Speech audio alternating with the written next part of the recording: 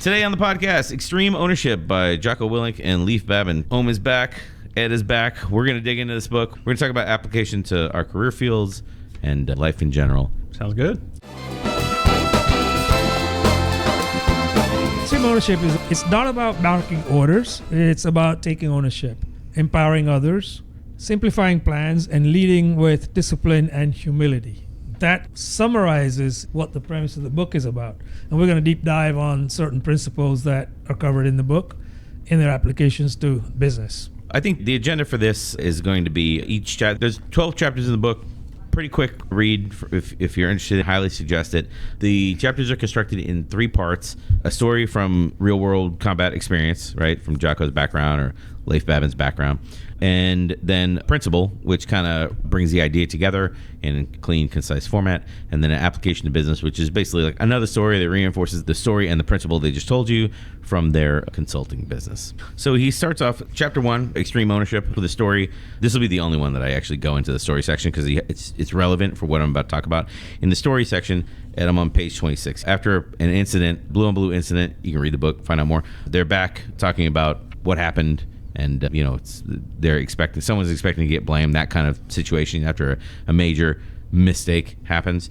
And he has a quote that says, "Despite all the failures of individuals, units, and leaders, and despite the myriad mistakes that have been made, there was only one person to blame for everything that had gone wrong in the operation, me." He said, "I had to take complete ownership of what went wrong. That's what a leader does, even if it means getting fired. If anyone was to be blamed and fired for what happened, let it be me." One of the interesting things about that after actions he did there was he started out with whose fault is it, and so he queried the team first, but it was silence, and then there was the one person who was always uncomfortable with silence spoke up first. And, "No, it wasn't you." Then he went around the room. Everyone all of a sudden owned up to a fault that was theirs before he said, "No, it was me." He told everyone it wasn't their fault first. He says, "Despite the tremendous blow to my reputation and ego, it was the right thing to do, the only thing to do. Looking back, it's clear, despite what happened, the full ownership I took of the situation actually increased the trust of my commanding officer and Master Chief had in me. They knew it was a dynamic situation caused by a multitude of factors, but I own them all. The leader is ultimately responsible for everything. The leader must acknowledge mistakes, admit failure, take ownership of them, and develop a plan to win." Didn't mean to talk over you, but one of the things he says in that same section, he talks about look at the organization's problems through the objective lens of reality, remove emotion, and accept responsibility for the failures, attack weaknesses, and constantly work to build a better and more effective team. Good leaders do not take credit for the team's successes and bestows the honor upon his subordinates and team members. So, but the idea there that for me is it's working through and trying to fight the weakness is always a challenge, because when you start trying to call out the weaknesses in the normal business environment, a lot of team members aren't set up for that type of feedback. They're not ready to receive it. I mean, a lot of team members, but also in his, he says here, this is 31 you're reading from, right? Mm-hmm. That's a section I also had outlined as well, because I was at a networking event this week, and as I was shooting my mouth off, I was giving unsolicited advice, like I do, and I said, if Agile's waning, like the big A Agile is waning in the field, all the people that have been enhancing their leadership skill over the past 10 years or whatever it's been, right?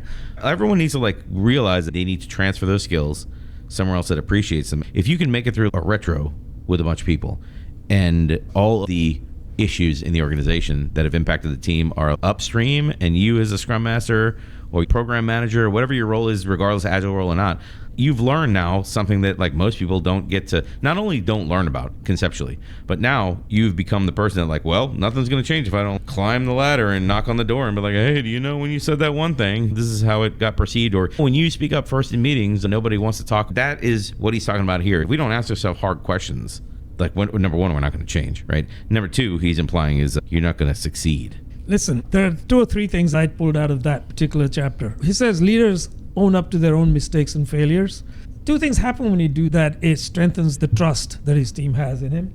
The other thing that happens implicitly is people learn from your behavior. They will start to own up to their mistakes, hopefully, right? And that just makes the team better.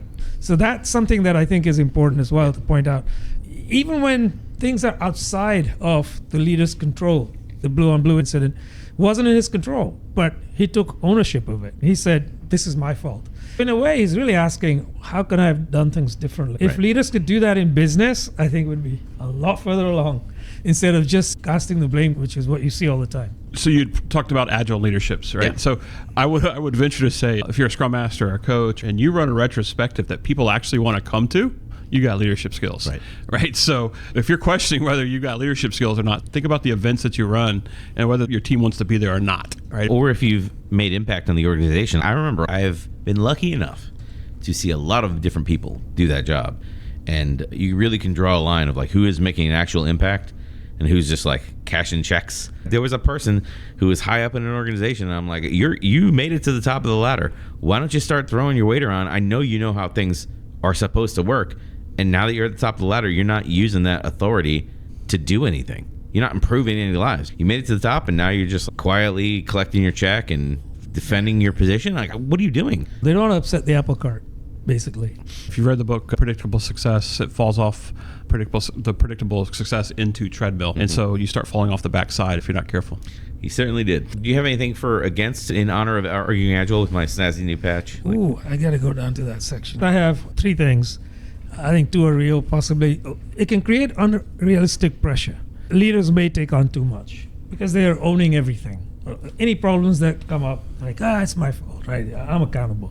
It could be overwhelming. That's what this point is making. Oh, I can see. But you also have to be sincere about that ownership. Yes. There are some, it's my fault. And they're not really taking it. No, it's really my fault. Someone got hurt in this case. Life's at risk in this case. So even when we're at work, our job should be at risk. I tell my team, I'm going to insulate you, not isolate you. If you do something galactically stupid, I can't help you. But if I can, I'm going to do everything I can to stand in front of you so that you can learn and I can use my experience to help you grow and be better at what you do. The rebuttal to that, we'll talk about it later in this. Yeah. There's a whole chapter that deals with what you just said. They definitely talk about it in the dichotomy of leadership, of leaders that are... Oh, no, they do talk about it in this because they're talking about the when they're in the training for close quarters, the CQB training in the house. They talk about it, the leaders up front clearing doors and stuff like that. And it's like, you need to back up to have some kind of like objective view. So they do talk about it a little bit in this book.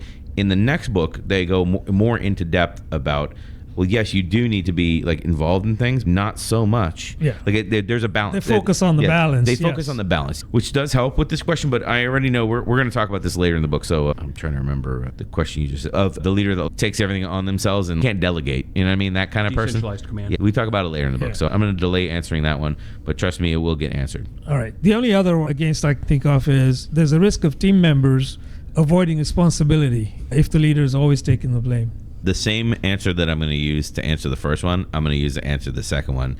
There's a chapter here on the leader's job to set the standards and then enforce the standards. So if you're enforcing standards, they don't go into this book about firing people. Like, there's an example about a CTO that doesn't work out in this book. In the dichotomy of leadership, there's a whole chapter on when to fire somebody and how to go through it. The advice this book will have is set a standard and then hold people to the standard, which doesn't necessarily mean at the first sign that they fail, wash them out. That's not what it means. We'll go into it when I have it highlighted in here. That's probably under the lead up and down the chain of command. Yeah, I think it is because it specifically talks about your person isn't exactly failing. You're just sending them back to do the job again until they get it right. You know what I mean? And like the idea that you give people chances and you're telling them that their work is not up to quality and you're sending them back to do the work again. So that's how they hold a standard. I think I had something still for chapter 1. I had a couple things. Leadership attitude really matters. It goes back to the best performing SEAL team units, leaders who accepted responsibility for everything.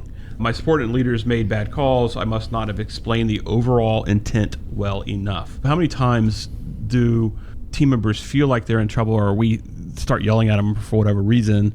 They messed up, but ultimately we didn't give clear instructions, and they did the best they could with what they knew, what they were trained to do. And this goes back to evolutions we talk about in SEAL teams. They train together all the time. In the business sense, how do we build that to where we're training? We do evolutions. What does an evolution look like in our workspace? From an agile standpoint, every sprint is an evolution in a roundabout way. But are we really approaching it like we're learning, we're teaching, we're training, we're working together?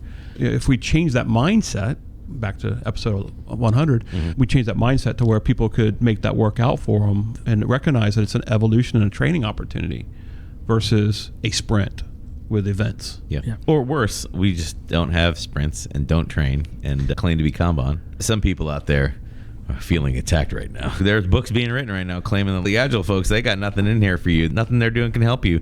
Just do product management. We'll all be cool together. Yep. Okay. I got a cross-functional team of one.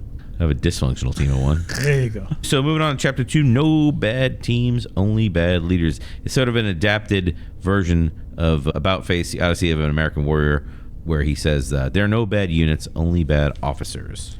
We're going to skip a lot of the stories, but I think this story in this one was the Boat Captain 2, Boat Captain 6, or Boat Leader, whatever. Yeah, yeah. That was a phenomenal story, right? Can you swap out the leader and get, what's the results going to be? Yeah. And so I think it's important. So anyone's listening who reads the book, if you don't find the other ones interesting, which I mean this is their life, so I read all the stories. But I think that this, from a bad leader standpoint, is a good example. I've seen that happen on development teams, like swapping out the leader and immediate turnaround. People ask me all the time, Brian, how come you don't have these problems on your teams?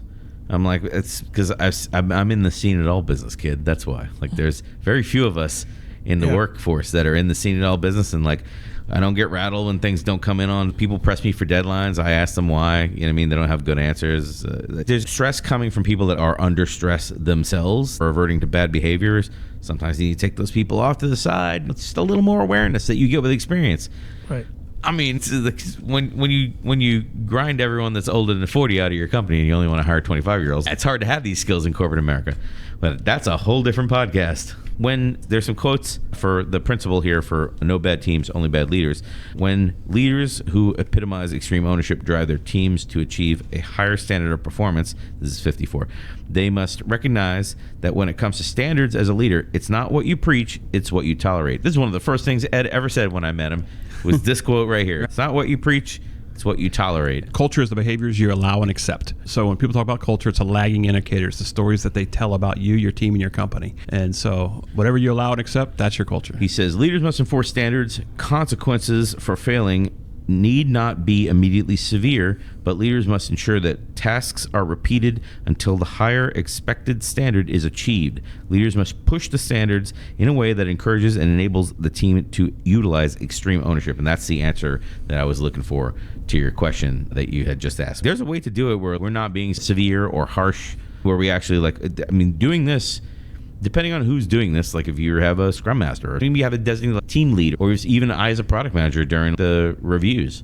I will say, I'm not happy with this work and we're going to take it in the next sprint and do it again.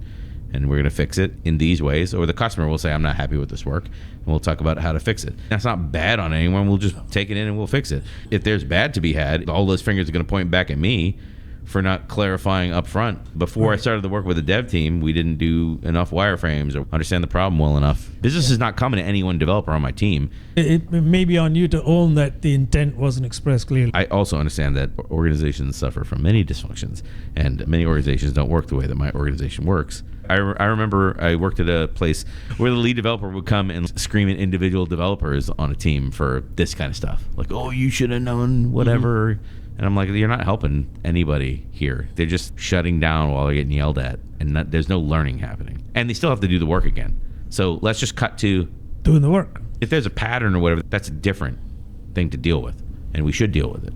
So up in the first paragraph, he talks about needing a forcing function to get different members working together. And by swapping the leaders, that was that forcing function. So thinking about your teams, what can you change? What is that forcing function to help? Every team must have junior leaders ready to step up and temporarily take the lead roles and responsibilities for their immediate bosses to carry on the team's mission and get the job done if needed.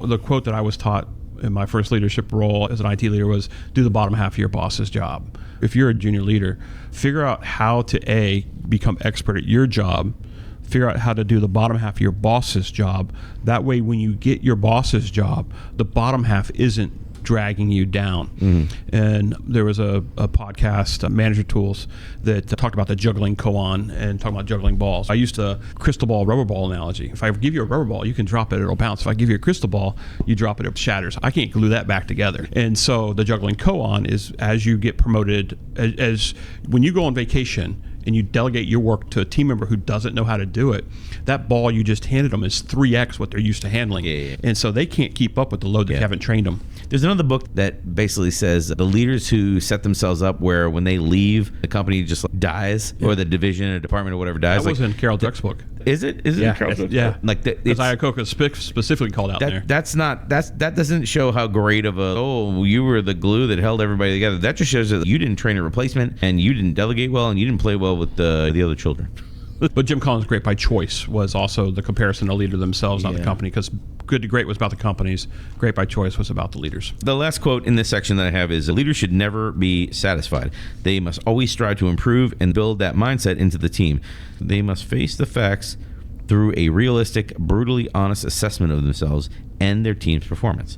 And again, I read this thinking about my statement about the Agile folks, and I'm like, oh boy, look, here's something you're already ready to do that most people, especially in smaller companies, like you never know I like working with smaller companies, but you never know when you're going to get in a small company and have like a executive or a CEO or somebody who's like ego is made out of glass or something. You never know. They do something successful. They need to evolve a little bit as a person to get to the next level of success. And it's awkward being there and being like, you need to elevate your level of leadership. Was it you and I that were talking about your level of leadership that's the top, that's like the glass ceiling of your talent? Mm-hmm. That was John Maxwell's Law of the Lid. Law of the Lid, yeah. Law of the Lid. Your leadership ability and aptitude. Right, yeah. It was in that period of my career when I was on contract, oh boy, I saw this all the time. For those that aren't familiar with Law of the Lid, is you have a XY axis and you work on your ability to go from a level 7 to a level 8 skilled person. But if you work on your leadership, going from a 7 and then multiplying your leadership, moving your leadership up to a 2, you go from a 7 to a 14, right? So you're not really working on your abilities, you're working on your leadership, and you become a force multiplier at that point and focus more on that. What are your soft skills that to help you build relationships and grow people, make them better, which ultimately will make you better. Learn how to get people what they want so you can get what you want. These skills that we speak about aren't necessarily taught in school. Things that they say in the book is you get these through training. And I personally feel like leadership training leaves a lot to be desired in business. Oh boy, wow. So we may have a different section where this is more relevant, but since we're talking about bad leaders, they never got the training. Training has gone by the wayside. You show up to work now and it's OJT. If you're lucky, there's a computer-based training course to teach you what they expect you to know. You're lucky if they teach you about the history of the company. You're supposed to know all this stuff coming in. They're not taking any effort into making you a better leader anymore. If you want to learn it on your own time. Sadly, there's no ROI in that. Yeah, exactly. Is that the out? Like get trained yourself, or Train like yourself. oh, Pretty boy. much. I mean, you really have no choice, right? What choice do you have? I've said this on the podcast several times, but I'm a huge fan of the journeyman model. Yeah, definitely. The journeyman model, that would be great. The evidence is that companies are not hiring new folks. Anyway, like the new hiring in tech, I think it's tech. I should go find the diagram now that I'm talking about it. Like down 24% this year. You and I were talking before the show, a lot of AI is starting to do junior programmer work. How do we get junior programmers 5 years from now? How does a person come in as a mid if they were never a junior? I think the counter argument to that, and I don't buy into it, is they're not needed, right? Because AI is doing it all. So to your point about mid-levels, they won't be needed because AI will do it all. Well, someone's eventually got to check the work, right? For sure. It only vibes so far. My experience has been companies just want no part. They just want to completely wash their hands of like, I'm out. Find somebody else on the market. There's not that many people on the market. So at some point, we have to take some responsibility. Careful, there's a lot of people in the market right now. No, we can't all opt out of taxes. We can't all opt out of taxes. We're not all billionaires. We can't all opt out of. One person can opt out of taxes. It doesn't really hurt everyone that much. Everyone can't opt out of taxes. Come on. But corporate America somehow, like, we're all opting out of training and helping our employees grow. We're all opting out of it all at the same time. That's the majority of places. Just like we're opting out of it. And these are the same people that are saying we can't recruit enough talent. Nobody wants to work. That's valid. Nobody wants to work. Sorry. You taking the other side now? I am taking the other side. Nobody wants to work. So there are no bad teams because nobody's working? Is that what you just said? Oh my God! Oh. Too good. I mean, all this just proves the header of the chapter is like this. They're all bad leaders. If you're not investing in the future at all, like that's your plan, not invest in the future at all, that's a terrible plan. My experience has been it's hard to get companies to lift a finger to help anyone. This message has been brought to you by private equity. Sorry. Save money by cut training. That's right. There's no ROI in training. No one will be here tomorrow. If you train them, they'll leave. And if you don't train them, they'll stay. You can't prove there's a future. Why train them? They should be doing real work. Exactly. Hands on keyboards. That's it. Hands on keyboards. So, although that was an interesting diatribe that I was on to me. Just that's what I'm saying. Part of that goes into what they talk about in chapter 3, which is the chapter about believe. Before, when you talk about the swapping of the boat captains, right, was they had to believe that leader, when he went to the boat that was not winning, he believed that winning was possible. The fact that he believed it, he was able to help them believe it. And then they had a single specific first goal of winning that race, not all future races. So you have to make sure you believe what you want, what you believe in, that they believe in you, and then set a singularly focused goal and accomplish it together. You make a good point, which is like you're a leader. They've got to put in some work to convince themselves that winning is possible. This is going to be the podcast about one individual. There are some individuals that I've seen that just don't believe winning's possible. Like that person I talked about earlier that got themselves to the top of the ladder. They just don't think winning's possible. So they're just going to sit. Why use their new position to rattle the cages of all these people that have been keeping the whole organization locked up the whole time they've been there? Why bother doing that? They don't think that winning is possible. And you or I would probably look at that and be like, well, that is a, quote, leader that they need to be gone. They seem burnt out. They need to take some time and really think about what they're doing with their life.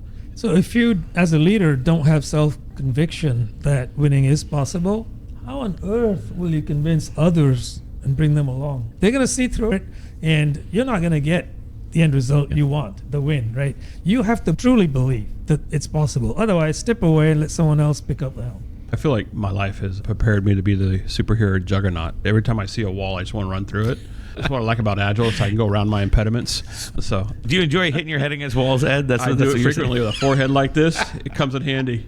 Chapter 3, believe. In order to convince and inspire others to follow and accomplish a mission, a leader must be a true believer in the mission. Far more important than training or equipment, a resolute belief in the mission is critical for any team or organization to win and achieve big results. There's a good part in this section. There's a quite enlightening part where he talks about the leader. Here's a quote. If the leader doesn't understand why, they need to stop and hammer their head against the wall until they get the why from whoever they need to get the why from. Every leader must be able to detach from the immediate tactical mission and understand how it fits into strategic goals. When leaders receive an order that they themselves question and do not understand, they must ask the question why. Take a step back, deconstruct the situation, analyze the strategic picture, and come up with a conclusion. If they cannot determine a satisfactory answer themselves, they must ask questions up the chain of command until they understand why. It is likewise incumbent on senior leaders to take the time to explain and answer the questions of their junior leaders, because the frontline troops will never have as clear of an understanding of the strategic picture as senior leaders. And this is what I preach in my role as product manager all the time. We did the podcast about product management, communication is your only job. This is what I mean. It's not just communication, like sending Slack messages. Yeah, it's not the mechanics of communication. This is what I mean. You're spending the majority of your time, because this is so hard to do. You might sit up in front of the whole company and tell them all the same information, and they all hear it differently. Now you've got a big problem. You have a bigger problem than if you sat in front of the company and didn't tell them anything at all. At least they'd have no ideas in their head. Now they've got a ton of ideas in their head, so you need to stay on it until they all have the same picture. Exactly. A couple pages earlier, he talks about running to the sound is much easier when a seal is surrounded by other seals. The bond of the brotherhood is our strongest weapon, right? I mean, imagine going to work every day and the bond of your brotherhood is your strongest weapon. All the things that make us work together. Running towards the sound. Knowing that the people you're with on a daily basis, you're got your back. In the military, got your six. You need that. You've got to have someone you can trust on a daily basis. It's interesting because in business, in a team, you have people that are solo operators quite often. And those people don't have that level of trust from the rest of the team, right? People know that that person's going to do things their way. And eventually what happens is they burn out or they let go because they make mistakes. Because they're not trusting other team members. It's not all about me, not we. And we've seen this. Each of us have seen this, right? So believe here is, if they're a team lead or a leader, they need to believe in what the mission is and then be able to explain that to the others in a way that the others perceive that these people aren't just saying it, it's their true inner belief. Yeah. And that winning is not only possible, it is now probable, right? There's quite a few senior devs out there that finish the sprint. So for you got a Tuesday into the sprint, they spend Saturday and Sunday finishing everything they didn't finish. They rewrite the architecture. Oh, I just thought I'd do a full rewrite on this thing. Everything breaks. Well, I spent all weekend doing it. You should think I'm great for that. I'm the hero. Right. I'm the brilliant jerk. I made it happen. Yeah, absolutely. Chances are that they don't really understand the why.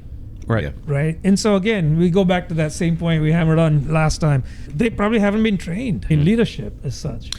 I got one for you. Occasionally, I will tap the wealth of knowledge that is Mr. Patel. On page 78, he has a quote. He says, "In business, just as in the military, no senior executive team would knowingly choose a course of action or issue an order that would purposefully result in failure."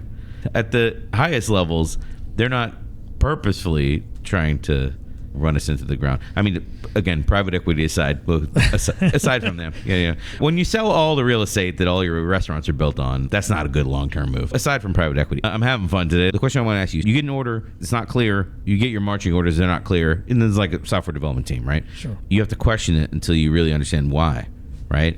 But sometimes there is no strategy at the corporate level. They're all trying to make the latest sale. There is no cohesive strategy. I agree with that. A true leader might then say, why not this? Why that? If you're in a safe environment where questioning is welcome, leadership, especially if there's no clear strategy, should welcome that approach. What about this alternative? What if we didn't do what you're saying we should do? What's the impact on us? Just ask I that. tend to make up the why if I don't understand it. I try to make my best sense of it, and this is what I think. Leaders do that, and that's though. what I think the why is. This is why I think it's important. And what do you think? And I'll ask them, what do you think? And if they don't have a better answer, let's do that one. All right, sounds good. I would say the further along people get in their careers and with leadership skill, they get better at managing up. Is that the term for this? Clearly, there is no strategy. Clearly, the senior executives in this story are monkeys, pushing a button and hoping for success, and you need to lead them to a strategy. And that's acceptable. Not the monkey part, but leading your leaders to success. That's what I mean when I say question them, right? Why this? Why not that? Try and get to a point where there's at least some level of consensus on a direction. I had experiences where sometimes when you're in the business world, the why might get you fired. So it depends on the relationship you have, but you figure it out. You were told what was requested, and if it's plausible and ultimately not going to destroy a company, it's probably in a good interest to go ahead and do it.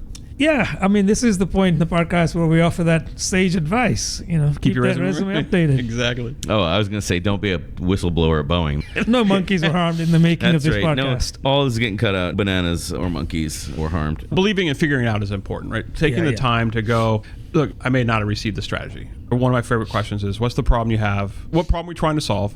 Yeah. There are a lot of times I ask, what's the problem I'm trying to solve, is my way of politely asking why. Yeah. So that I understand the problem. If I understand the problem, it's easier for me to buy in, understand what we're doing, and figure out if I'm going to get halfway there with my solution or not.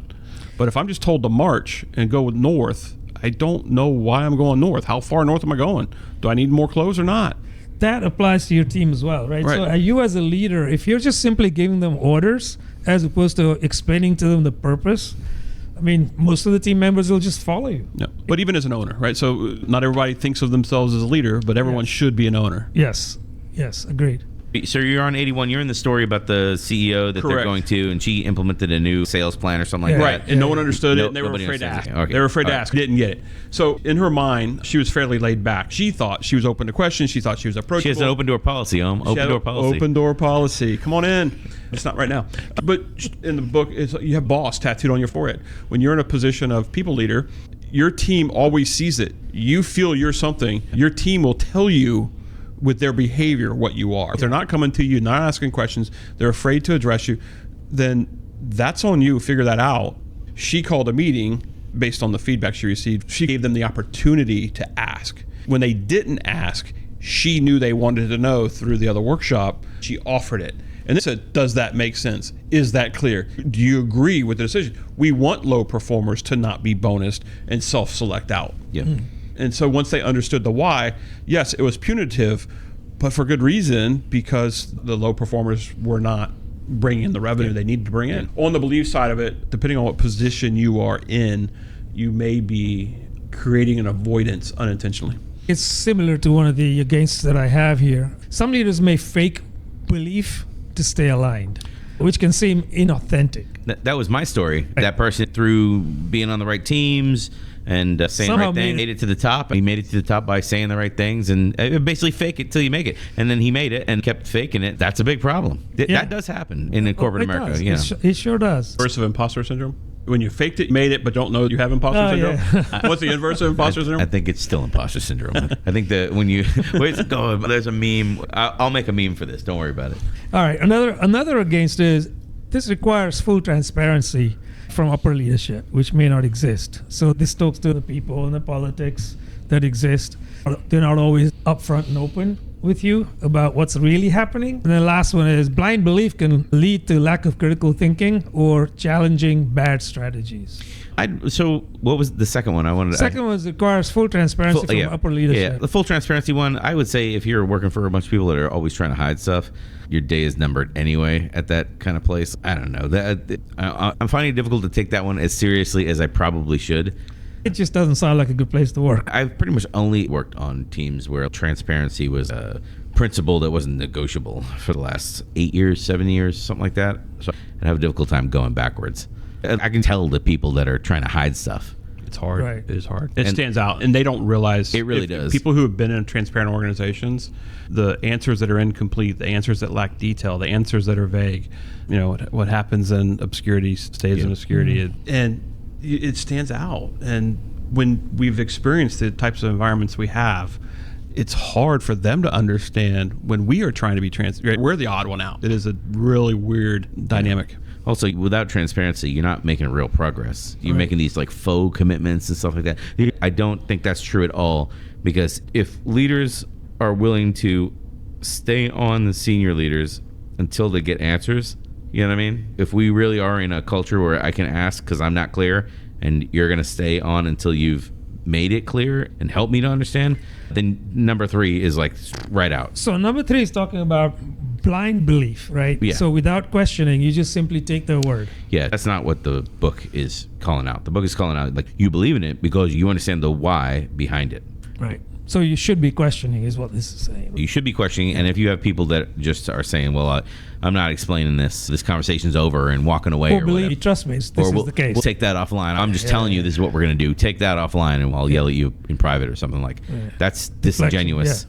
And you're obviously not practicing extreme ownership with that kind of stuff. You're trying to deflect so you can get out of having a hard conversation. That's not what leaders do. Yeah, absolutely. So in this section, this is where part of the training the Iraqi military, right? So if we don't train them, when do we get to go home is kind of the summary of that. So if they can't defend their own country, who's going to defend it? To ensure everyone clearly understood the strategic importance of why we were directed to do this, I made it perfectly clear. Juliet Funt talks about white space and having time to think. Has a great book, Time to Think.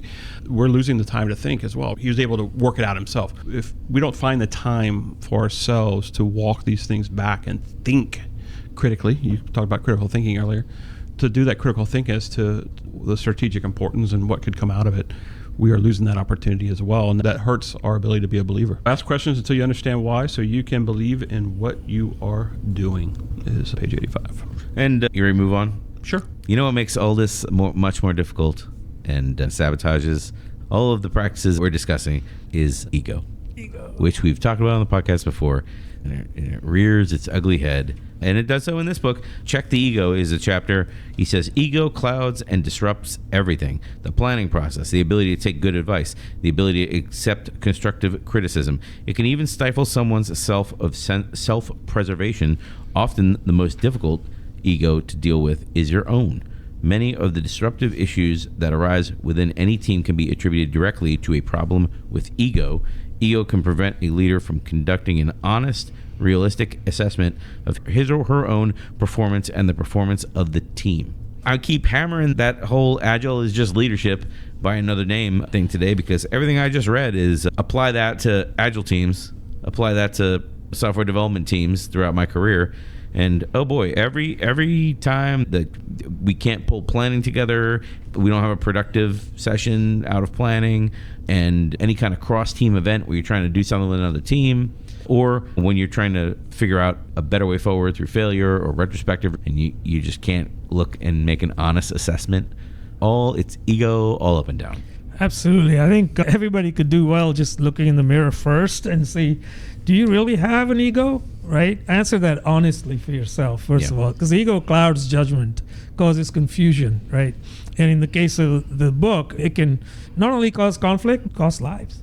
And this is the chapter where the other unit came in and didn't listen. The new unit made it clear that they had little interest in learning from the SEAL platoon commander and his men.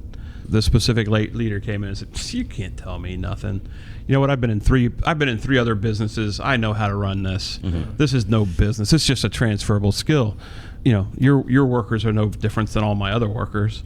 From a business standpoint, you see it all the time where leaders are coming in and team members are coming in, right? Past developers. They're not taking the advice. I'll just open up this library and change this line right here. Hey, who broke the build? I remember being on a program where a leader wasn't making results. They'd recycle them, get a leader from another program, put them in, and say, oh, no, they get all excited, roll out everyone on the program. Last minute, everyone's got to be there in person meeting, introduce the new person on the program. They're great. They came over from this other place. They're going to supercharge our program. That person would stay there maybe 6 months, 8 months, maybe 12 at the most. Then they get washed out. Same song and dance again, new leader. Because there are no bad teams, only bad leaders. Because what they fail to realize is all your successes with one team, every team is unique and requires a different style. These people were very inflexible. They did not have the ability to analyze the new group and set up. So it all comes back to leadership, which in this case came back to ego. And in this part of the chapter, not to give a spoiler, but the result was give them what they need and try to help where you can. But it sounds like they made their own bed. Right, so how many times would you try to help someone, eventually you just go, you're on your own, man. Figure it out. Sorry it hurt, but it's going to hurt. At the end of the day, a good leader really needs to swallow their pride and prioritize the team above that. Prioritize the mission above your personal pride. That's really what the chapter is trying to convey here. I'm super interested if you actually have an against. I can't believe there'd be an against an ego. Is it going to be something like that you've got to have some level of ego? Some level of ego is healthy. Too much humility may undermine authority or decisiveness. Too much humility comes across as weakness. That's consensus gathering. I don't know that humility and consensus gathering are the same thing. Humility, you can still play down and still have an ego. Humility is... But people don't believe you after a while. Trying to undermines authority and decisiveness. I'm sort of with you on that. I've seen people fail because they're trying to make everybody happy. It's not quite... That point, I think, is trying to say, well, like the way it's coming across to me, that point is you're doing a big song and dance to try to make sure that your ego is not getting away, and you're going too far. It's over. It's overemphasizing that. Which I would counter by saying you just balance it. Know that, like, that's the next book. Know that you're the gorilla in the room and you need to balance it. That's what we're saying, Ed. It's an intervention. Thank you. I need that. Be nice. Be nice, Ed. Be nice, but balance that. Not too nice. In some cultures, assertiveness linked to ego is rewarded. There are cultures where it's rewarded. Otherwise, you're seen as a weak leader. One of the things that I don't know if we're going to I forget if we get to it in here or not, but the idea of discipline versus motivation, right? He goes into one of his stories somewhere that I've seen is he talks about having to get in that cold water at Bud's. No one wants to get in the cold water at Bud's. That's not motivation. Mm-hmm. That's discipline. Mm-hmm. When he gets up at 4:30 in the morning, that's not motivation. That's discipline. So I get up at 5:30 most mornings, and that's craziness. I hate it. But how many times has someone said, "Oh, well, you're just not motivated"? I'm just not disciplined. I can't hear motivation anymore. You can't motivate people. They need the discipline. Like doing the podcast broke the word motivation for me, because now when someone says the motivation, I'm like, what are you trying to sell me? What are you trying to sell me? Especially with Deming, where motivation is intrinsic. You motivate yourself. Right. That, I mean, it says, and Deming didn't even invent that. He got that from other sources as well, which is and the Gatto book about the education system is like purely the stick and the carrot are both two sides of the same coin. That device should not be used in schools, but somehow the entire school system is built around it. Like this subject goes that was deep. An amazing book. Mm-hmm. This subject goes deep. I don't remember how I got on motivation from there, but yes. Well, thanks for coming to this tangent. So I think one of the things that as we get into cover and move, on page 119 is what it actually is, right? Cover and move is the most fundamental tactic, perhaps the only tactic. Departments and groups within a team must break down silos, depend on each other, and understand who depends on them. If they forsake the principle and operate independently or work against each other, the results can be catastrophic to the overall team's performance. It says often when smaller teams within the team get so focused on their immediate tasks, they forget about what others are doing or how they depend on other teams. They may start to compete. It falls on leaders to continually keep perspective on the strategic mission and remind the team that they are part of a greater team. The strategic mission is paramount. I wrote down 2 points here. One is development and testing. Having siloism within the team, so developers don't throw something over the wall at testers until day 8 of the sprint. That's a good one. You mean the double diamond when the design team? Oh, Yeah. oh, Ed's making me go check episode numbers. Hang on. Oh yeah, we did that one. The other one I wrote down was sales and marketing shouldn't blame each other for missed targets. They should meet regularly to align on messaging, goals, and feedback. Help desk and network team. That's another one. Right. Network's down. Help desk. I'm not helping you. Figure it out. Network's down. What do you want me to do? It used to be in the old days, it was hardware versus software. It was Arguing Agile 202 dual track development, aka dual track. Should have been DUE. I screwed up. I screwed the title up. Dual track means you're fighting each other. That's what I mean. Hell is your Fighting. That's what I mean. I meant to put the joke in there. I must have been tired, and I put the real thing. yeah. It should have been dual track. Yeah. So on 124, I have the enemy is the other competing companies. That was one of the takeaways I had for cover and move. And it's always about the bigger strategic mission. And you need to be able to engage with folks and build a relationship with them. So working in your own silo, and I got mine, you get yours, right? That's the Right. We can't do that. We've got to work together. We're in the same company. It's the same dollars. So I guess the product management equivalent of cover and move is this is the reason that you have one-on-ones and you establish personal relationships with people that you may have to influence later, or you may need their buy-in later. Like it's all part of cover and move. Sometimes I have to build a relationship with someone I don't get along with. In the book, I think that is the story, I think, in this section about having to go out and like make a relationship with the plant manager. Those relationships don't grow on trees, so you have to make them. So sometimes when you're talking about work, you have to set aside talking about work to talk about something else to even have any kind of connection. Because again, we talked about on a podcast before how someone has to be open to coaching first. Someone has to be coachable and open to coaching. Yes. You have to open them up. You can't just offer unsolicited coaching advice. Right. You do it all the time. Absolutely true. Well, don't do that. It might not be welcome. Kind of goes into feedback too, right? So I was always trying to, hey, can I give you some feedback? And if the person's not ready to receive it, don't give it to them. Right. But after the third time, you're like, I'm giving you some feedback. So I offered it, you didn't take it. Now I got to tell you, be blunt, be upfront, say what it is, and let them know. But then also be open to what they're going to come back with as well. If you give someone feedback when they're not ready for it, you need to be ready for the blowback, and don't judge them for the blowback. So, but building those relationships are important, making sure that you have the communication. But those situations allow you to hear them, understand the concerns, and share together. Sometimes you got to rumble, if you want to quote Brene Brown. We talked about some of this in our one-on-one podcast. People like to work with good people. If you're just one of those people who just rubs people the wrong way, building rapport is very, very important. That was Arguing Agile 215, why one-on-ones still matter and why you should have them. Despite what Jensen says. That's right. Despite cool leather jacket man. We're jumping to simple. That's the header of this chapter. Simple. Simple is the next chapter we're talking about. He says, combat, like anything in life, has inherent layers of complexities. Simplifying as much as possible is crucial to success. When plans and orders are too complicated, people may not understand them. And when things go wrong, and they inevitably do, complexity compounds issues that can spiral out of control into total disaster. Simple, clear, and concise. Yep. So plans and orders need to be simple, clear, and concise. How many times you read that? Here's a 15-page document on what we're going to do. Or even better, how many teams you been on where they have a story that's like a wall of text? You know what I mean? Epics hiding And a the link stories. to an external document. So clarity improves execution and avoids confusion under pressure. Those are absolutely priceless things. If you have lack of clarity, even if it's diluted clarity, you're going to have obfuscation and the opportunity to make mistakes, which obviously in the book, it's in the military context, but in business too, plans and communication really need to be simple enough to be understood by people. Right. And we're hitting on a topic that I think we should have a separate podcast about and go much deeper just on this topic. The simplicity one, we talked about Arguing Agile 211, communication is product's only job, or is it, in all caps, because I was sassy that day. That was Arguing Agile 211. Part of communication is simplicity with this chapter, because he says you must brief to ensure the lowest common denominator on the team understands. That's not derogatory. He means the most junior member of the team. Let's put it that way. It is critical as well that the operating relationship facilitate the ability of the frontline troops to ask questions when they do not understand the mission or key tasks to be performed. And that right there is a big problem in corporate America, which we already talked about on the podcast. I have an open door policy.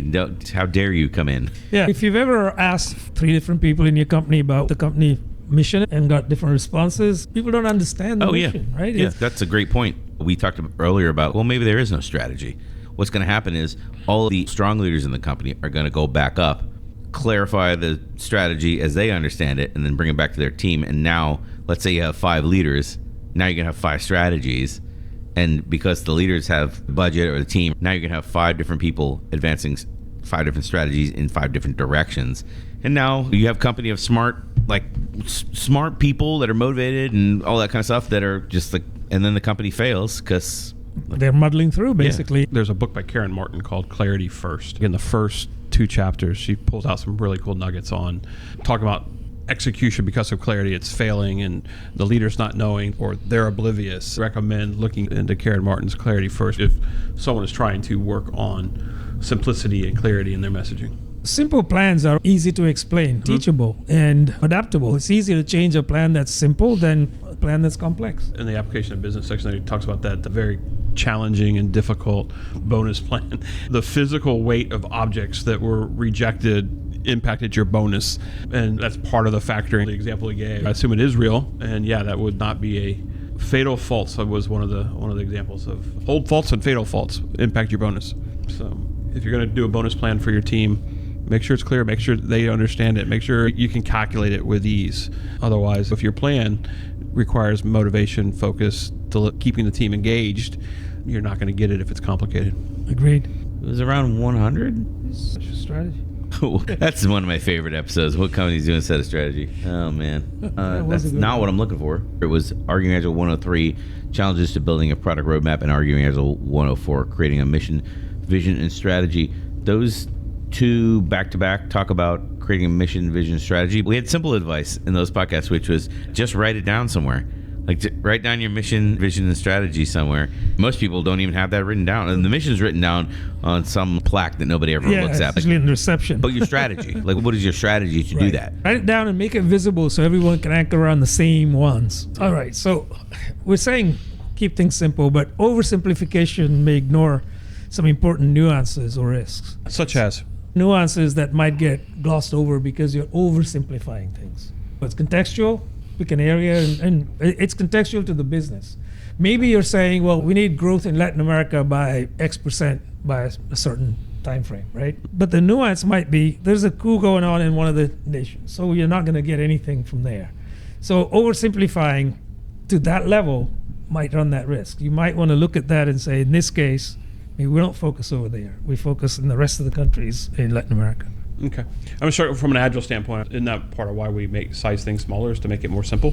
If we make something so small that it's vague, don't we have the other items that help us understand the problem? I read that one as making it so simple that it's not functional anymore and therefore not cross-functionally usable. You could leave out scope, for example, right? From an Agile item that's so finely sliced that an important piece of scope is missing. We got to the simplest form by ignoring the risk and challenges inherent to the problem. Right. So don't ignore the... Yeah. Whereas I just kind of go, I think that's kind of built into simplicity of a mission. And there's an organization that wanted corporate signatures at the bottom of every email, for example. There's lots of ways you can solve that problem. You can take the GM approach, right? So GM and clothing went from a 10-page dress policy to the words dress appropriately. in 2018, it went from 10 pages to dress appropriately. Great. You're an adult. I'm not going to tell you how to dress, but you should know what appropriately means. So you could put the signature in this format in the bottom of the email, or tie it to Active Directory, and you can have ADP, make sure you got the same job title and phone number and all. Right. So you can take a simple approach, you can take a complicated approach to the problem, but ultimately the CEO said, I want a standardized signature. It's up to the implementers to figure out the how. As long as you know what the what is, you're focused on the how and the inherent risk and challenges as to why you chose what you chose. So anyway, all that to say is, I think it should be built in. If it's so simple you lost the nuance to it, I really feel like you really didn't know what you're doing to begin with. Yeah, possibly. Do you mean the way I'm interpreting what you're saying, Ed, is if it's so simple that you've stripped out the context? You've basically stripped out the reason why. And my brain is focused. I'm thinking of, when you ask why, my brain is now on overdrive, thinking of all the worst teams in the world. I'm like, the worst teams in the world were the ones who were like, we can keep breaking this work down until it's so simple, like a one-armed monkey can do it.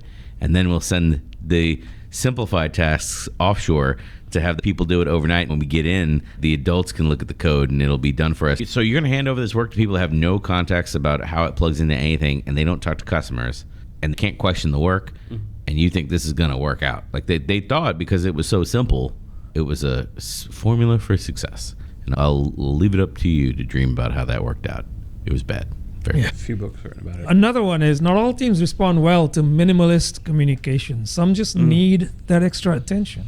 Now you're in a disc profile. I never lobbied for minimalist communication. In fact, earlier in the book, I implied that some people you just need to sit down with and stay on until they get it. And that is certainly not minimalist communication. That's maximal communication. Simplifying the messaging, I guess, to a certain degree for teams that you believe can consume that, right? But then for other teams, you might want to spend a little more time and deep dive a little. I use email communication as a guide. If someone starts off with a salutation, I'll respond with a salutation. If someone writes 3 paragraphs, I'll try to write more than a paragraph. But if someone's no salutation in one sentence, they're getting one sentence back, because I'm trying to model how they write. I want to write back to them the same way. And so, to your point, if someone spends 3 or 4 paragraphs, they're not going to like my one sentence response. Sure. So if anyone's looking for a tactical tool for this one, Arguing Agile 201, Mastering Stakeholder Communication and Management, we have the 2x2 grid, the power influence grid, to break up your stakeholders, figure out who you need to spend more time with, that kind of stuff. Because the next evolution of the question is going to be like, well, I'm going to let one person or one group monopolize my time. And I would say, well, if they're the CEO and they don't understand and you're trying to make them understand, you are going to let them monopolize your time, because it's important for you to bring them in line, bring them up to speed. Now, if it's just a random customer, a peer on another team, maybe there's a limit to that, but you need to take the context of where that person sits, what their role is, that kind of stuff. Arguing Agile 201 has a helpful little exercise. Is it okay to say RACI matrix here? So if you have if the person you can say anything you want. So if the person's responsible or accountable for the problem, you probably want to spend more time with them. But if they're just informed, you don't need to spend as much time with them. You informed them, you told them. But if someone's accountable and responsible, you probably want to spend more time with them. Yeah. The last against I have is, well, sometimes complex problems require complex solutions. So you can't oversimplify solutions all the time. Sure. The implementation of that complex solution is going to be a series of simplified steps. It might be done in parallel, might be done in serial, depending on the teams and manpower. The process, when it comes to me, is still the same. I think we're halfway through the book. The next section is prioritize and execute. Thanks for listening to this, everyone. And remember to like and subscribe. Here we are, in case this is a new episode. It's getting late. Extreme ownership. This is part 2, or as we say, Parted. That's right. Oh, is that the way we say it? I don't know. It's French. Okay. Well, I think. We're French now. Or it's Louisianan. Do people in France listen to our podcast? I don't think they do. On the battlefield, countless problems compound in a snowball effect. Every challenge complex in its own right, each demanding attention. But a leader must remain calm and make the best decision possible. To do this, SEAL combat leaders utilize prioritize and execute. We verbalize this principle with its direction: relax, look around, make a call. Even though as competent of leaders can be overwhelmed if they try to tackle multiple problems or a number of tasks simultaneously. A particularly effective means to help prioritize and execute under pressure: stay at least 1 step or 2 ahead of real-time problems. And they say to do this by careful contingency planning. Design sprint? No. This section, I will tell you, I had a few hang-ups when I was reading this section of how people actually implement this. And no, it's not a design. I mean, the real problems of this one is like, well, when the CEO or VP or whatever is not available, nobody can make a decision. Like that's the kind of stuff I'm thinking about. And he gets into it on page 164 with decisively engaged is a term that's used to describe when a unit is locked in a tough combat situation and they cannot maneuver or extricate themselves. As a team or business unit leader, you're so focused on what you're dealing with right now, you're reactive and you're not able to see the forest for the trees. You're not able to see the battlefield in a bigger sense. You're not able to be strategic because you're too busy fighting fires. And that comes back to team size. That comes back to team training, team capabilities that you have. What have you done to build your team to handle playing at that level? When I say playing at that level, do you have a high school football team, a college football team, or an NFL team that you're working with? People who are good at high school are good in the NFL. Yeah. They had to develop into that. You don't just thrust them into it. But every now and then, there's a change. Something happened. There's a new player on the field that brings NFL tactics to a high school JV team. They completely get blown up because of it. And this is normal. World software development, like everything's a priority. The same story that you're referencing on 164, where he's going to the CEO, and the CEO says like, "Oh yeah, we're spread pretty thin." I mean, you just ask him like, "I understand you're spread pretty thin out of everything that's going on. Do you clearly know what the highest priority is?" And the CEO says, "Yeah, of course, this thing, whatever the thing is, right? It's always a thing." And then he says, "Do you think your team would be clear about that that's the highest priority?" And then everything starts breaking down. Sometimes the highest priority is the complex problem, not all the small solutions that make the complex problem solvable. Right. And so everything's a priority at that point, even though to some leaders' minds, it's just one thing. It's just one thing. But there's 15 things that make that one thing possible. Just get this sale. Yeah, but getting the sale is like, you already know they have this bug and they won't budge if they don't have this bug fixed. And then they want these features. They want to be clear that we're going to work on these features. But these features are actually here's this architectural thing that's limiting us, and we could work for a whole year. In that kind of thing where there's like a whole storm of things happening, right? And you're like, I don't care about any of that, Brian. Just give me that signature on the sale. You could even break down the big problem to be like, well, what little thing would move us ahead and go from A to B to C? There is a path. The old project management called that the critical path of like, if we line out the critical path and we start showing progress, maybe that's what we need. And plan for the risks up front. It reminds me of an anecdote where a few years ago I was working for a company with international clients, and our software had issues, and some of these customers were very vocal about these issues. When it came time to renew their annual maintenance contracts, they said, unless these bugs are fixed and these 3 or 4 key features, we're not going to renew. Right. But those 3 or 4 features varied almost per customer. So what does the company work on now? Now we have a list of 100 features. At the annual user conference, we got the users together and said, look, you guys figure out what your top 10 list is. We're not going to be in the room. We'll come back at 2 p.m. and you'll tell us, what are your top 10? What we'll commit to is we'll work on the first 5 of those 10, but we won't guarantee that we'll do all of them. They could be complex. We don't know. They got some lukewarm reception, but they did, in the end, decide on their top 10. As an entire user base. As an entire user. That's awesome. And so we focused on that the next quarter. That gave us a clear direction as a company. Like, these are the top 5 that we said we would work on. And if there's time, we'll tackle 6 through 10.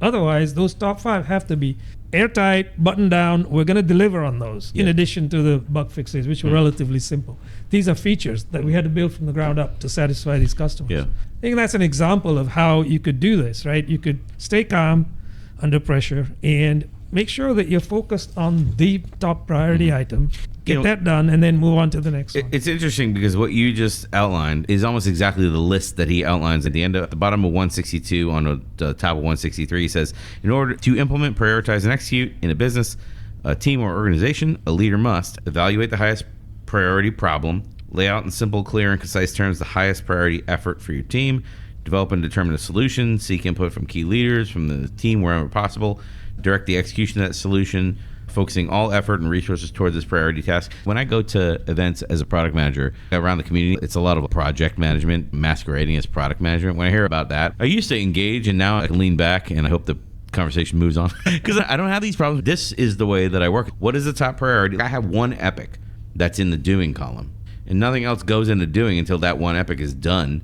And then we move the epic over, and then we move another epic in. And sometimes you take the epic and you move it back to the previous column because you got more work to do. Priorities shifted. You had a conversation with leadership.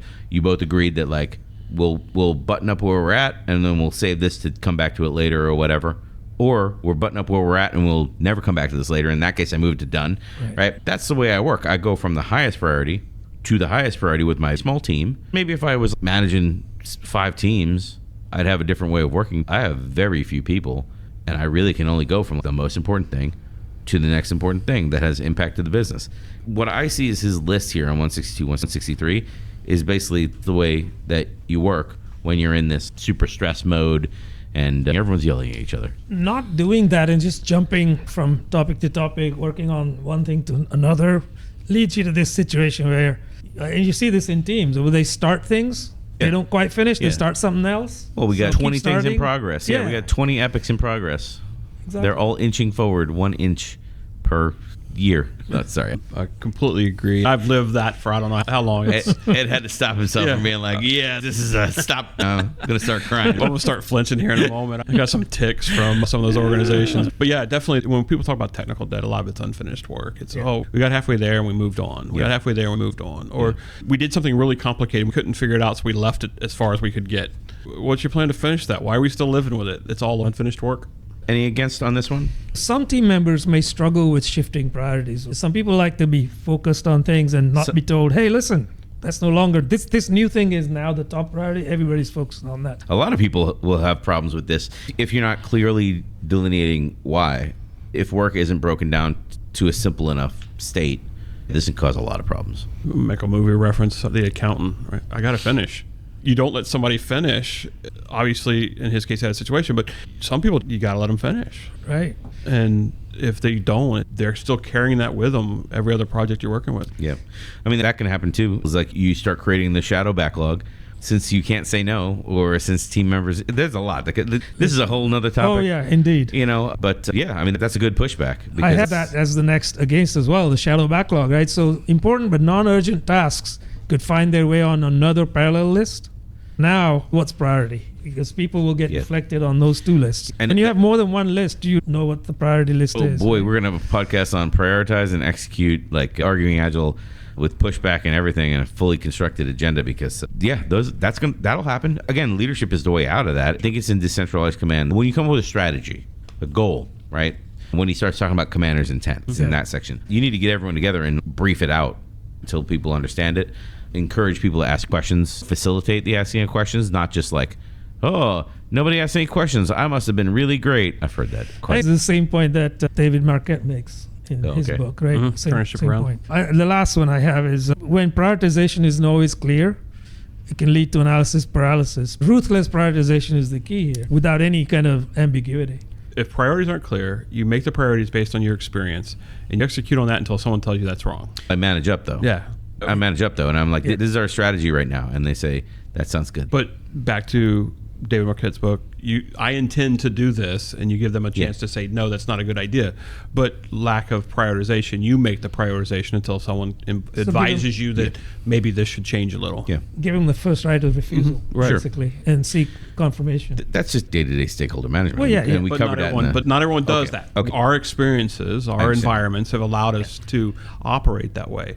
But there are people who have lived in command and control most of their career, and if you don't tell them what the next thing is, they have no idea what to do next. You're right about that. I mean, there are teams that the developers just work on whatever they want. If you're not, hey, you didn't assign me the next work item, I guess I'm not going to work today. Well, typically the developers will say something like, well, I thought I could knock this out in the sprint, so I'm working on that. I've seen that, where developers will pick something because they think it's easy to achieve. Decentralized command. That's an interesting one. Human beings are generally not capable of managing more than 6 to 10 people. We're starting off with declarations right now, Ed. And I want to get your hot take on that one. I'm real interested in your take on human beings are generally not capable of managing more than 6 to 10 people. Yes, I agree. We're making statements today. 6 to 10. I agree.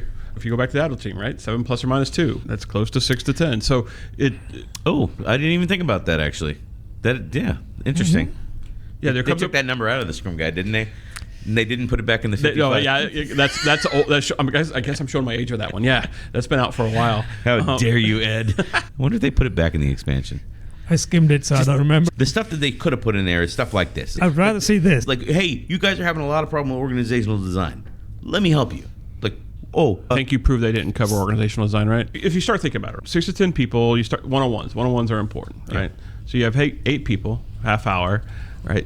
4 hours are spent in one-on-ones. So it's still, you can run, as if you start growing those team sizes up, you have to do your one-on-ones, you're doing your professional development, you're trying to deliver and have the meetings and stuff. You're not going to be able to effectively manage and lead teams larger than that if they're your directs. Yeah. And so you get into Scrum at scale, right? So I've run a project that was 104 people, 10 teams. We had levels of Scrum associated with it. There's no way I could run 104 people by myself and be effective at it. You have to have the layers to help you get there and execute. You can't build the relationships as well as you'd like to if you have too many people. The span of control is just too great when you're talking about direct relationships. Yep. So empower junior people and keep them engaged, but also give them the autonomy to make their own decisions. Right? I think I've said empowerment is not my favorite word, because when you empower something, you can take it away. But if you can engage them, they control their own destiny. So I prefer to figure out engagement opportunities and techniques versus just, I empowered you to do it.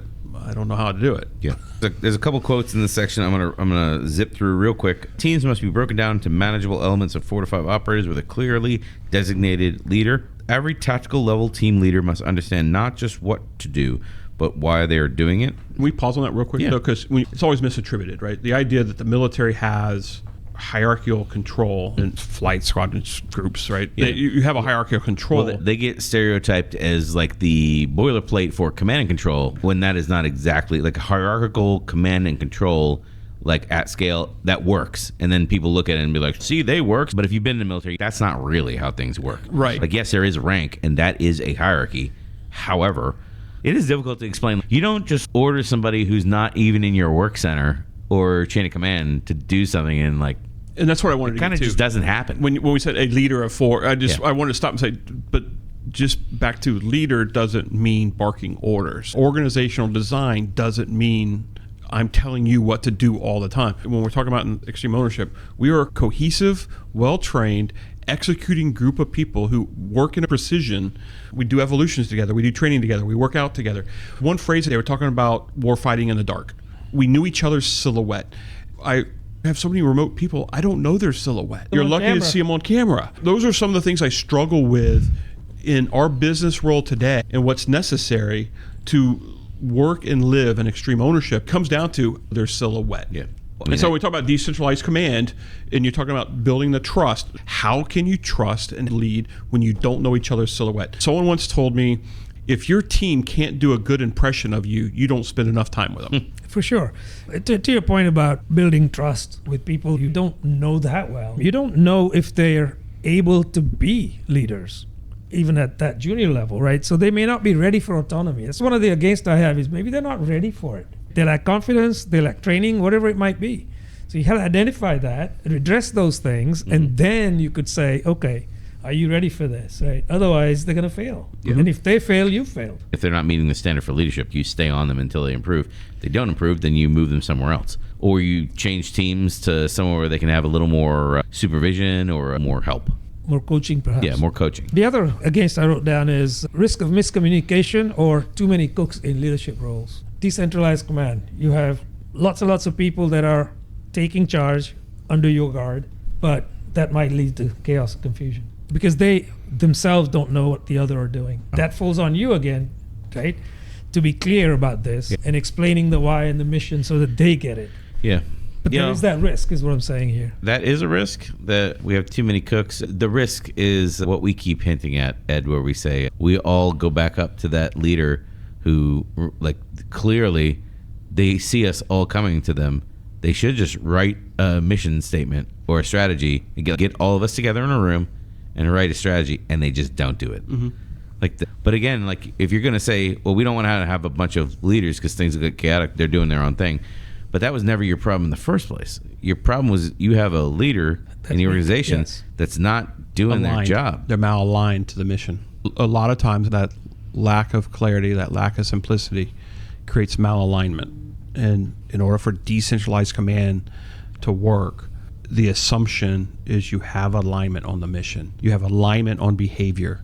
You have alignment on culture, behaviors that are allowed and accepted. That's just assumed, but it's hard to get it. Agreed. Let me give you a few more quotes here before we move off of this chapter. Junior leaders must fully understand what is within their decision-making authority, the left and right limits of their responsibility. Additionally, they must communicate with senior leaders to recommend decisions outside of their authority and pass critical information up the chain so senior leadership can make informed, strategic decisions. Junior leaders must be proactive rather than reactive. He says junior leaders must be proactive rather than reactive, which is funny because my reading this section is saying senior leaders need to be proactive because a lot of senior leaders purely operate in a reactive space. Organizationally speaking, like as a product manager running a line of business, that is very bad. I need to free up the senior leaders from having to deal with the day-to-day stuff so they can truly be doing strategic next 3-year type of move the business along. And that was a comment. So that was the comment I made of doing your bottom half of your boss's job, so you're ready for promotion when the time came. Yeah. So if you're training to do the bottom half of the job, you know how to do the bottom half of the job. That frees up your leader to focus on the bigger rocks that need to move, and the day to day can just happen. But I do want to go back on one thing about something you said in there, but reporting. I have a bias that it's not done until it's reported done. I don't know how many times something was delegated to be done, but I'm still responsible for communicating to someone else that it was done. Mm-hmm. But a junior leader or team member, they went out, they did the work, and they moved on to something else, but they never communicated done. Yeah. And I'm still left wondering, is it done? When's it done? It sure is taking you longer than I expected. I don't want to micromanage and ask you if it's done. But if I keep asking you when it's done, you're like, why are you micromanaging me? Well, you're not telling me. It's not done until it's communicated. That's stakeholder management we referenced before. I'm going to keep harping on it because a lot of people, they get buried in the work and they're trying to just finish things as fast as possible, right? Mm-hmm. And then one of the things that slips is communication because some people don't see it as essential as actually completing work. But again, we're also the people that did the communication is your only job. Like the business isn't asking you, the product manager, or you, the leader, to get out there and knock out every widget yourself or be on the line, or like in his like scenario where they're going through CQB training. Sometimes you need to step back and fit in your stuff to the larger ecosystems, and the big part of that is just communicating. So I would say it sounds like you have somebody that's too close to the work if they're not stopping and communicating as they achieve things. But I guess it's kind of I'm trying to make it informative for anyone doing the work. Mm-hmm. If you're doing the work for someone else, or someone came to you to ask you to do something, you owe them a response when you're done. Maybe that should be part of your definition of done. Once the work is done, you're not done because the communication part's not done. Yeah, but the developer says, I updated a JIRA ticket. Not communicating. Go look at the ticket system. I updated it there. I was trying to move off, but also the juicier version of this is in Agile, we have a bunch of opportunities. Whatever framework you're using, most people use some kind of framework. You have opportunities built into the framework to show your progress, communicate your status, that some large objective has been achieved, and now we're off to the next thing, and here's what we're planning to do next. How it affects you, get some feedback, tell you what we're doing next. There is an event for that, no matter what you're doing, right? But from a sprint standpoint, a developer gets a story done, didn't update JIRA ticket, or didn't let you know it was done. Mm-hmm. They sit around for 2 weeks. You think they're still working on a 3-point story that should have taken 4 days, 2 days, but it should have been done sooner than 2 weeks. Yeah. But it was never communicated done. They never grabbed more work. So they're just moving along. Hey, it should be part of your team working agreement. Right. This is what you do as a team. We did a podcast we talked about a Kanban board. We talked about manage the work, don't manage the people. That was one of the things. If you're tracking the work moving along and you're going down the board, walking the board by looking at the cards in movement, you should be getting updates as soon as things move or don't move. Yep. And there are ways that you can build a system that takes care of this as well. Where I was going was you've got time windows built into your delivery. Like if 2 weeks is too long, then that's a different story. We should make it less than 2 weeks. I think 2 weeks is too long for the way that I work, way too long. You're also working from a mature team. As far as updates and things like that, dashboards are your friend too, right? I wrote down the exact same sentence that you said earlier. Is it for decentralized command? Is it frees senior leaders to focus on strategy, not micromanagement. So I wrote down. Some people are not good at strategy. They like micromanagement. That's true. That's they the do. pocket. They don't know what to do with their lives when they're at the end of Shawshank Redemption, when they get let out of prison. They just don't know what to do. They need to get back in prison. Thanks for coming to the live stream. All right, well. We're not. Again, that's a whole nother podcast. Good one. Plan's a 4-letter word. Did you know that? Planning begins with mission analysis. Leaders must identify clear directives for the team. A broad and ambiguous mission results in lack of focus, ineffective execution, and mission creep.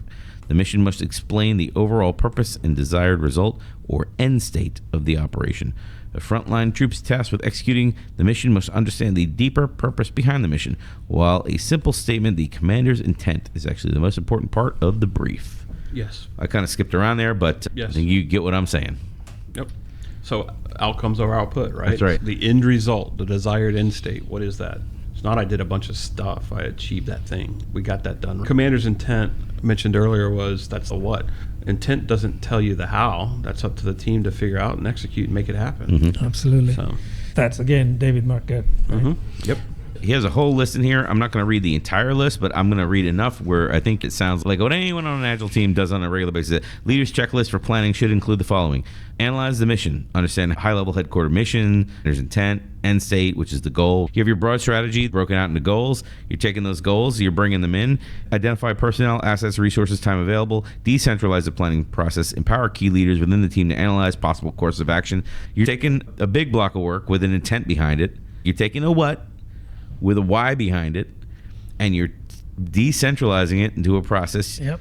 And you're breaking it all out, and you're coming up with a plan together. Empower key leaders to develop a plan for the selected course of action, plan for contingencies, mitigate risks, delegate portions of the plan to brief to junior leaders, and so on and so forth. So, like this. That sounds like safe PI planning. At what point does your RTE come in and say, sorry, we're cutting this time block in half. We're really busy. Oh, man. I mean, at a high level, in the spirit does sound like big room planning. Like, yeah, I get down with that.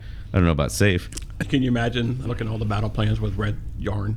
No, not at all. When we said I started visualizing red yarn everywhere. Oh, my goodness. It's not like it's done in one session either. This could go on because ideally you want to get everybody. The democratization of it was what struck me when I read through all those steps of like, oh, you're getting everyone involved. Whereas it contrasts of how software development was done when I started my career, which is like a project manager will go off with whoever's funding the project in a room and write out everything everyone will do, come out with a timeline, and then come out to the team and be like, this is your stuff. You're doing it now. Pretty if you're much. lucky, you got a document. Here's the Gantt chart I created. Yeah. It says this is going to take 3 That's months. right. You'll have That's this done right. by Q2. Here's your work breakdown, and don't question it. You don't get to be part of it, which is the polar opposite of what was just described. And then people have the audacity to say that the military is command and control. Read Team of Teams if you want to talk about that as well. Great book. Leading up and down the chain. We hinted at this section early in this podcast about leading up and down the chain.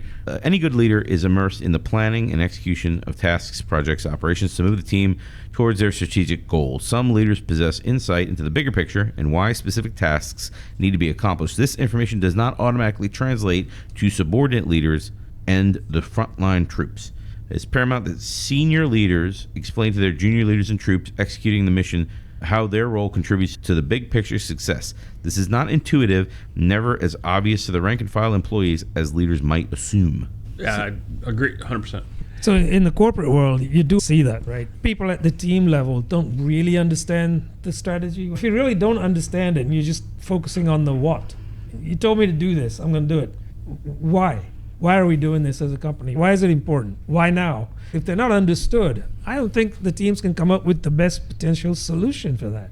They're going to just be focused on a narrow view of the what. And I've seen that a lot. I've seen that a lot where product managers come in and say, this is what we need to work on. It's like, why?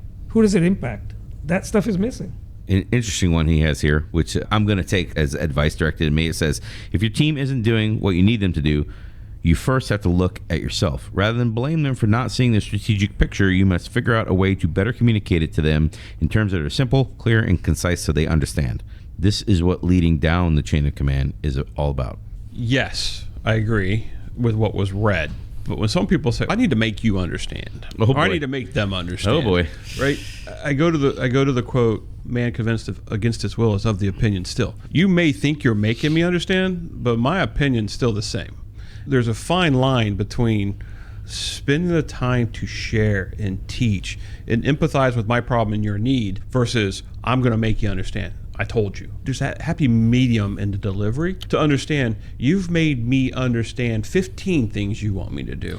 But going back to prioritization in the other chapters, you didn't prioritize them. I understand them all.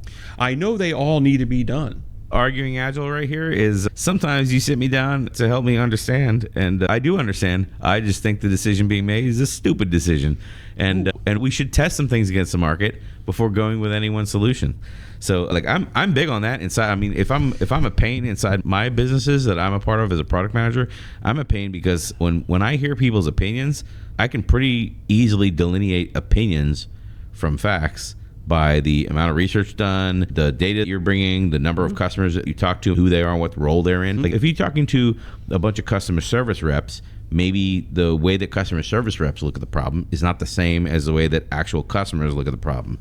Or maybe it's not the same as the way somebody else looks at the problem. Sometimes I understand, but I don't agree. This is the Amazon thing that when we did the working backwards, I did not like that part of the book, which is the disagree and commit part. It's like, because disagree and commit, I often see used as a weapon of like, I'm not going to explain it. This is the way it is. This conversation's over. We're going to take this offline. You're just going to do it. That's the way I normally see that. Like what I'm talking about is like. By the way, that's another good book.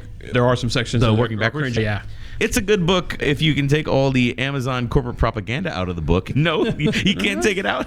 I love It's Amazon. in there. I'm laughing with you. If you can peel the corporate propaganda. The same thing when I read, you ever read Lean In? If you can take the Facebook propaganda out of the book. Won't be much left. If you're not going to question things that you don't agree with or understand, you're going to end up with a company that basically lives by build it and they'll come.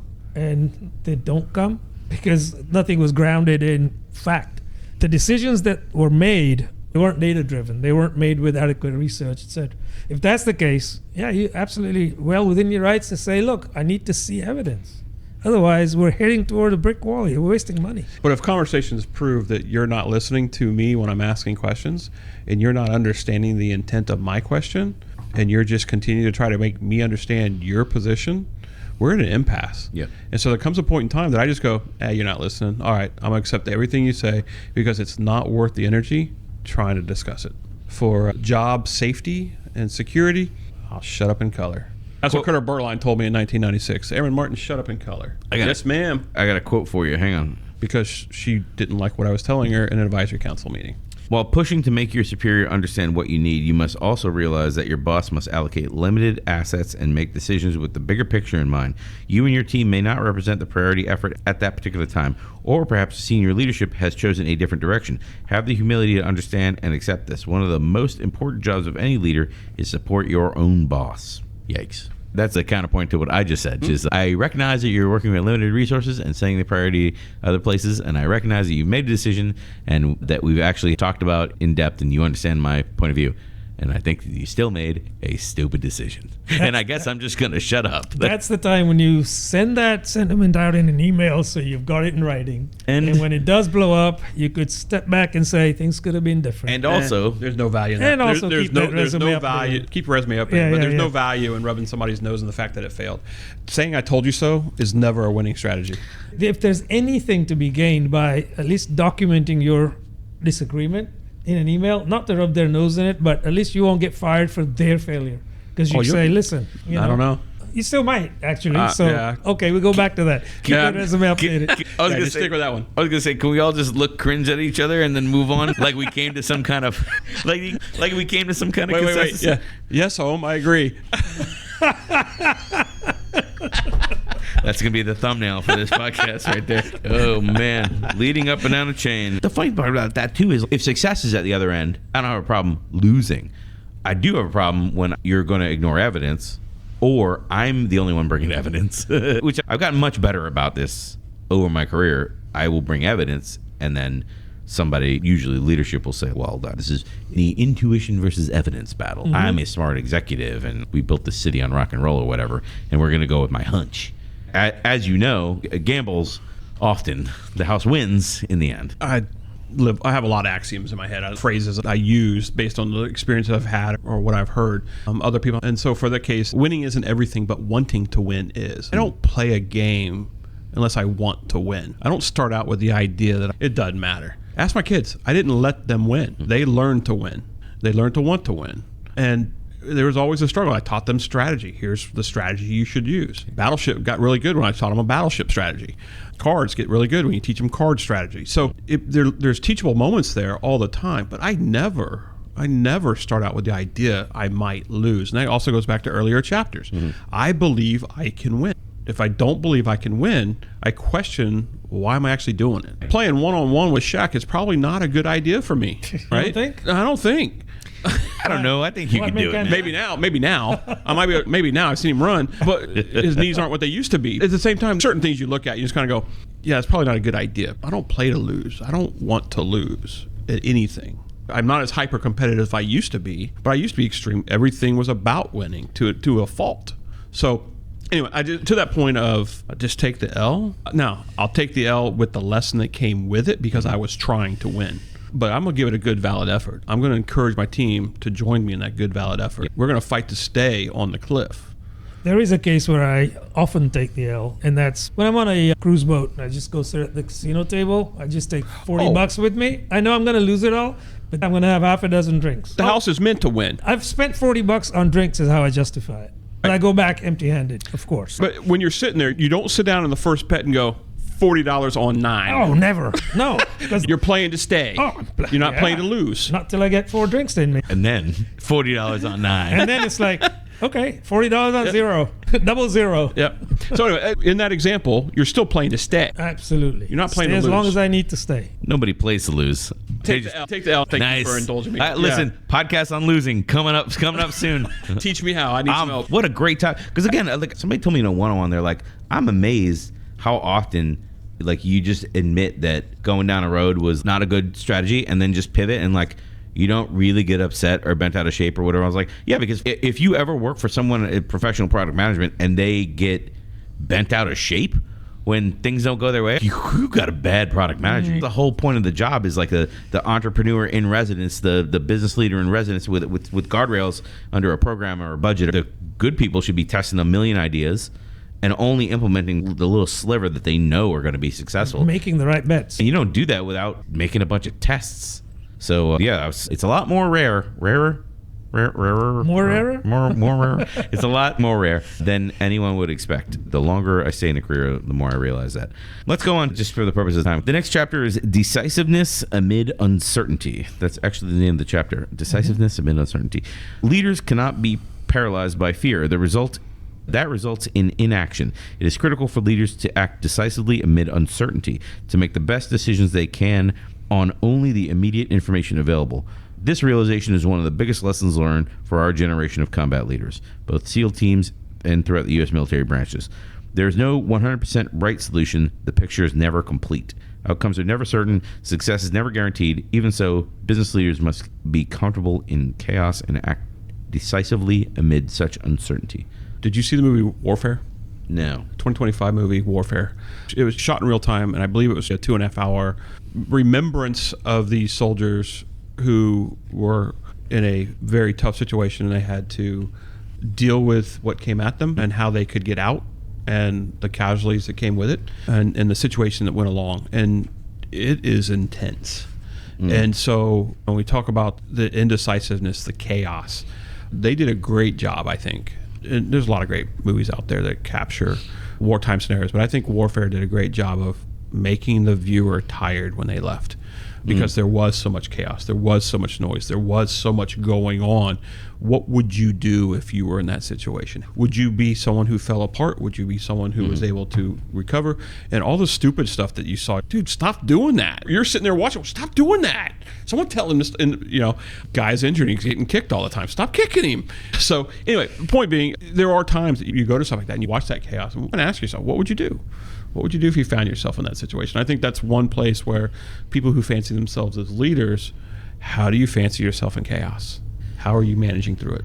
I go back to that training topic. We raised earlier, right? You don't get training to be a leader, you're not going to be able to think straight in the fog of war. And that you often see that. You often see leaders are just vacillating between one decision and another. And that's because they're just simply listening to one person or another, as opposed to stepping back going, what's really important here? Right? The company's losing money. Do we now stabilize the income revenue streams and then worry about cutting cost? Or where do we focus, right? And true leaders know how to do that. And that knowing is not innate. It's learned over time with experience and training. But back to them knowing it, how do they help their teams know it? That's a $1 million question. Right. Training's a great start. I'm just trying to think of the corporate America equivalent, and boy, there is none. So I hope you get trained on your own time. Here's your cybersecurity training for the year. That's all we're giving you. Make sure you sign off at the end that you were trained. Here's your don't click on bad URLs training, the result of which only gets you in more trouble when you accidentally click the phishing email. Phishing, that's always fun. That's not training. And I always appreciate the chat channels that say, hey, there's a phishing email today. Make sure you don't click on it. Hover on the email and you go, I ain't touching that. It smells as soon as it comes in. When you're at this point with the book kind of dwindles down. I mean, the next chapter is discipline equals freedom. The only note I have in discipline equals freedom is a leader must lead, but also be ready to follow. Followership is a whole topic in itself. We covered it a little bit in Managing Up, or it wasn't called Managing Up. Search Air University followership. 10 Good Rules of Followership. It was an article written in 2000 or 2001. Rule number 8 is tell your boss because someone else may not. They may not know what's going on. That one right there. That's not the same one, but that's the first rule. So that was republished in 2008. But don't blame your boss for an unpopular decision. Your job is to support and not undermine. Fight with your boss if necessary, but do it in private. Use initiative. Accept responsibility when offered. Tell the truth. Don't quibble. Do your homework. Give your boss all the necessary information. But rule number 8, keep your boss informed of what's going on in the unit. They may not know. Someone else may not be telling them. Obviously, it's not making you a narc, but dude, sometimes they're just not aware. And so anyways, that's a great article if you want to know what followership is about. Air Force teaches followership too, and it's an important thing. Discipline versus motivation. Just making sure that you do the things you don't want to do. You got to do it anyway. If you don't want to get up, if you need to do it, go do it. I'm saving that shortcut so I can try to remember to add it to the show notes. That looked like it was dated 2008, but the post I'm thinking of goes back to 2000. It's the 2-column it was that one site that didn't look legit, but it was that 2-column view is the original article. Well, if you can find it later, shoot. I'll add it. I'm sure I got it in my folders at home. This is Extreme Ownership. Well, there it is right there. I wanted to do this book for a long time, like at least 100 plus episodes. Before episode 100, I wanted to do this book. Okay. It was much longer than I expected, but it was good because I didn't want to shortcut anything in this book. It's dense idea-wise. It's not necessarily the biggest book ever, but it's dense idea-wise. And the follow-up book will be another podcast, hopefully, as a follow-up podcast, The Dichotomy of Leadership. Yeah, I read that whole one, and there's a few scenarios that are kind of reused from this book. In that book, the scenarios are very similar. Like the CQB one is very similar. But it's more about the balance of these things. It's like, oh, you want to stay on top of your folks until they understand how to do it, but you don't want to be micromanaging, that kind of stuff. If you're not a reader, definitely go out there and get an audio version of it, listen to its entirety, read its entirety. The stories that are told there are real experiences that the military does go through. I was lucky in my service to be a Desert Storm veteran who had in-zone seats. I was support for the support. The Iraq War was completely different than what some of us have experienced. And I really feel bad for the families who have lost service members. Veterans truly need support. They truly need awareness of what they went through because only 7% of our population are military veterans. And that's a very small number of people who can actually relate to other veterans. What's the population of veterans? I think you're going to find it's down from like 13% in the 80s. Yeah. Says 6.1 in whatever, 7. So close. That's a very small number who have lived and understand the lifestyle of service. Mm-hmm. And so if you run across them, they may have seen stuff and done stuff that you haven't, and they deserve a little bit of respect and a little bit of grace if they look, act, and talk differently than you do. I just want to put a little veterans clip part in there. I appreciate the opportunity. 22 veterans commit suicide every day due to maladjustment or challenges they're dealing with. So there's plenty of organizations out there like Mission 22 that are worth checking into and helping provide services to them. Not trying to be a downer, but just trying to provide some veterans awareness. With that, Extreme Ownership. Let us know what you think about this book once you read it, or the podcast in the comments below. Let us know what other topics you'd like us to tackle. Also, don't forget to like and subscribe.